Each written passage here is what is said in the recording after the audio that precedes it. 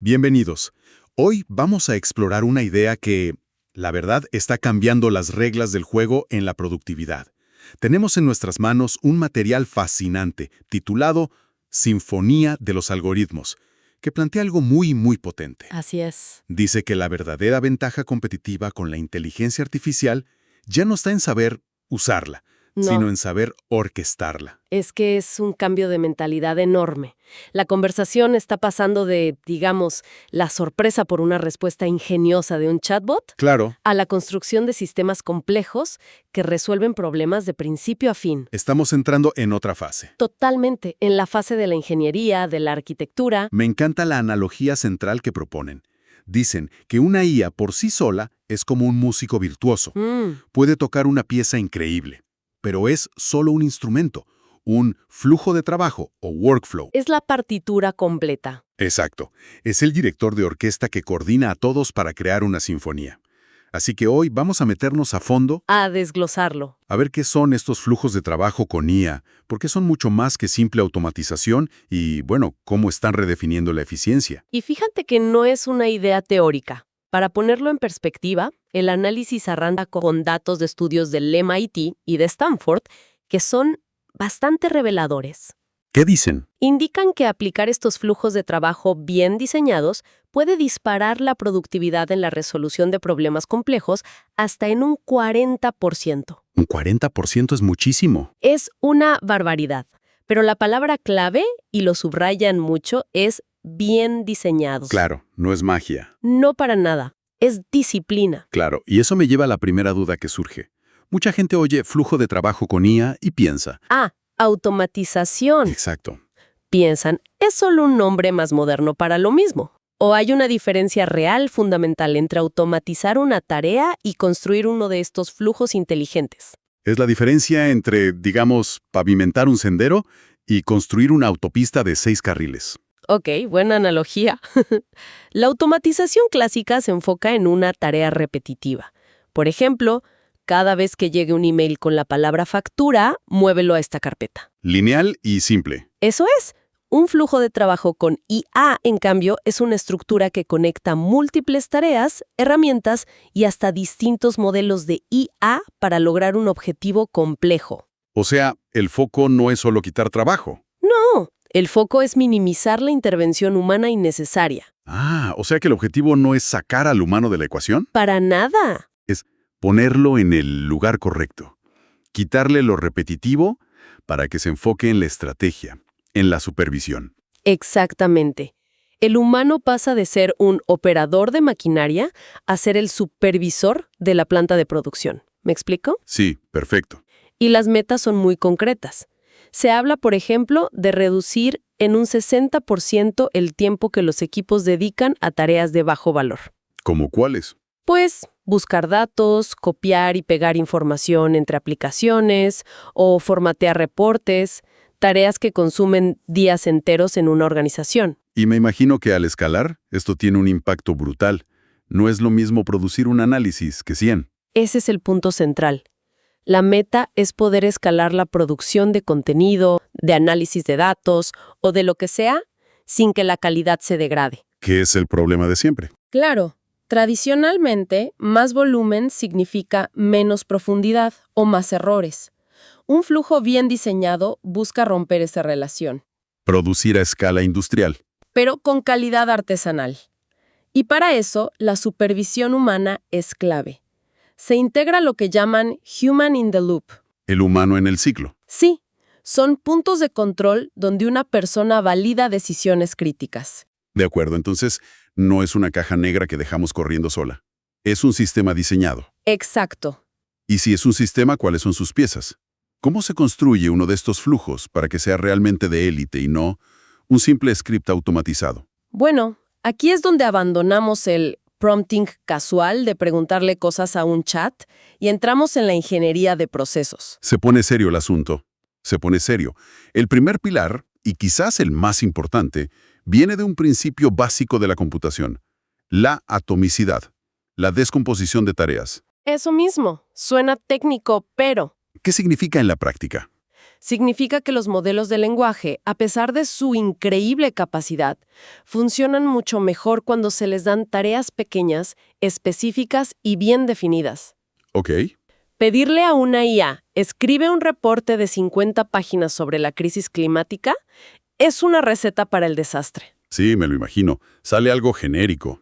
Genérico, probablemente con errores y muy superficial. A ver, entiendo la teoría, pero en la práctica, ¿no se vuelve increíblemente complejo? ¿En qué sentido? O sea, en lugar de pensar en un solo gran problema, ahora tengo que diseñar y gestionar 10 mini problemas y asegurarme de que se conecten. Claro. Suena a más trabajo de planeación, no a menos.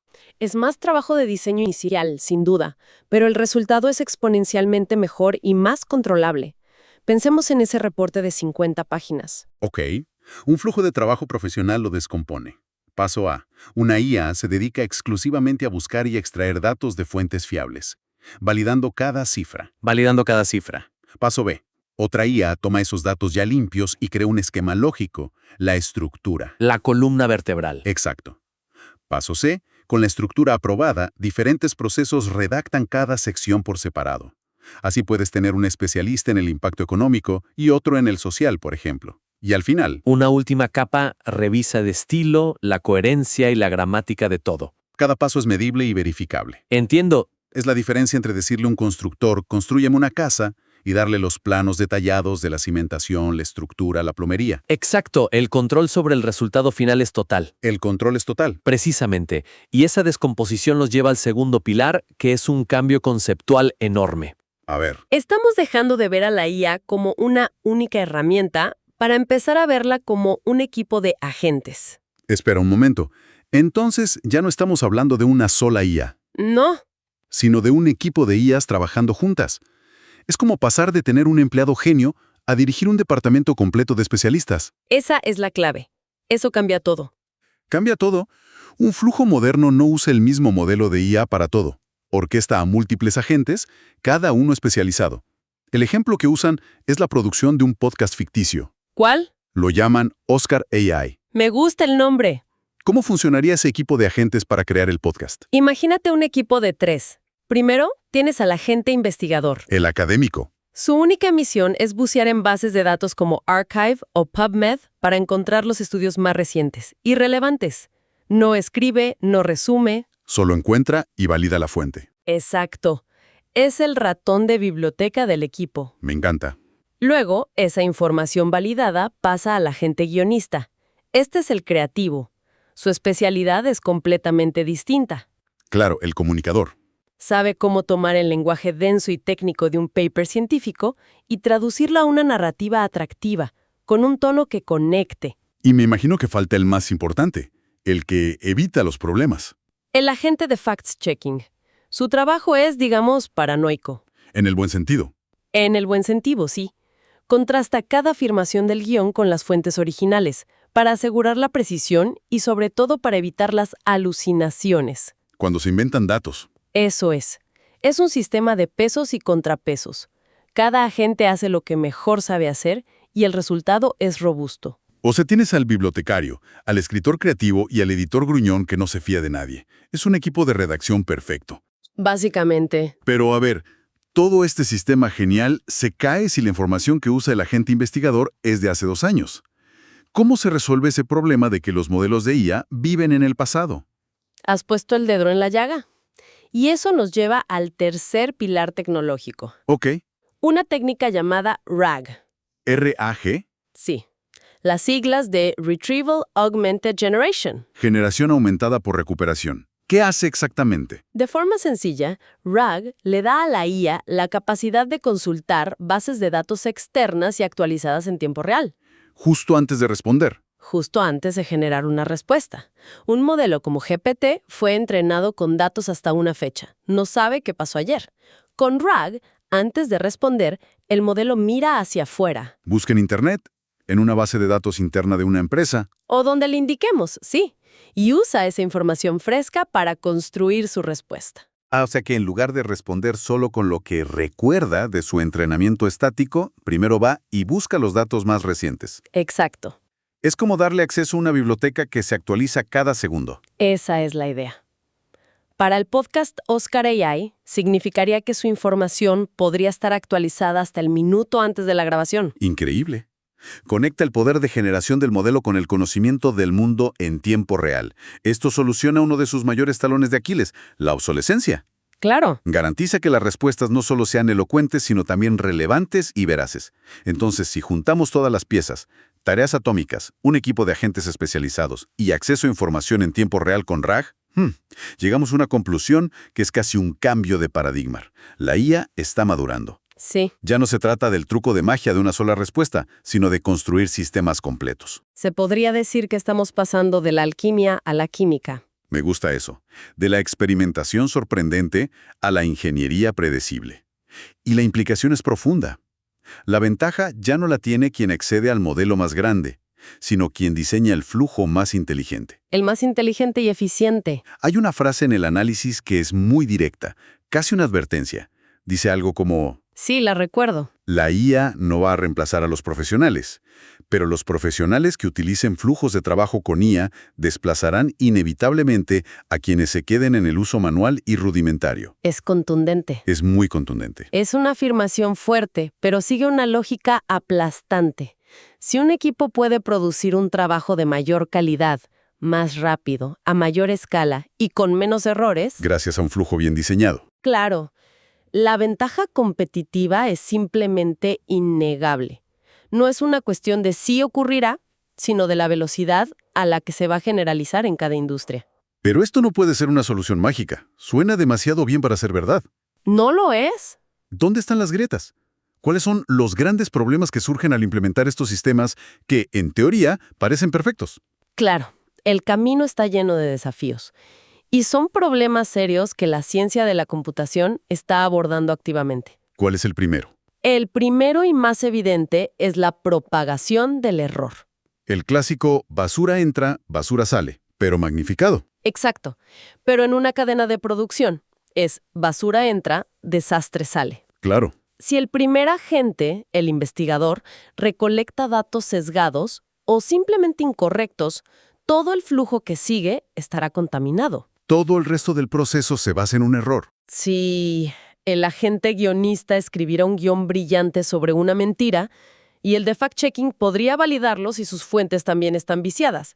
El error no solo se pasa, se amplifica. Y me imagino que el segundo problema tiene que ver con los recursos. Totalmente. Estos sistemas no deben ser baratos de operar. Para nada. Ese es el segundo reto, lo que se conoce como el costo de contexto. Costo de contexto. Cada paso, cada agente, cada consulta a una base de datos consume recursos computacionales, tokens, energía, tiempo de procesamiento. Y un flujo más complejo es más caro. Mucho más caro. Esto plantea un problema de sostenibilidad y optimización. Hay una tensión constante entre la complejidad del flujo y su costo.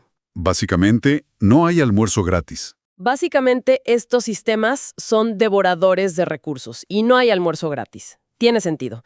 Y el tercer reto es probablemente el que más preocupa a nivel social, el tema de la ética y el sesgo. Sin duda el más delicado.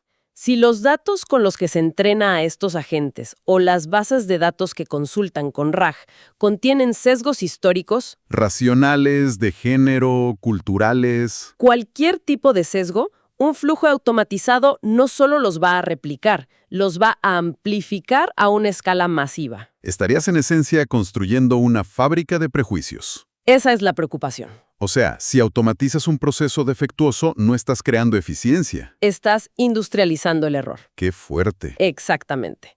Y eso plantea una pregunta enorme sobre la responsabilidad final. ¿De quién es la culpa si un flujo produce resultados discriminatorios? ¿Del programador? ¿La empresa? ¿Los datos? Los de control con supervisión humana crítica es tan vital. No es una opción, es una necesidad para mitigar estos riesgos. ¡Qué increíble viaje! Empezamos con la idea de la IA como un músico virtuoso y hemos terminado hablando de orquestas completas. Con sus equipos de especialistas, sus partituras. Y los enormes desafíos de producción que implica montar una sinfonía.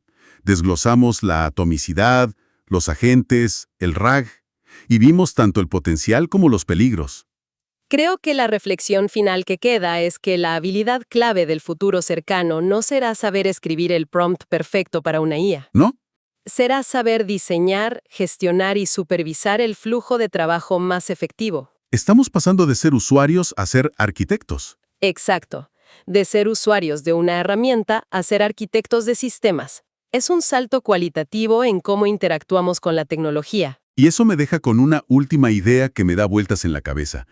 Se insiste mucho en la importancia de mantener al humano en el ciclo. Sí, para garantizar la calidad y la ética. Es el supervisor, el control de calidad.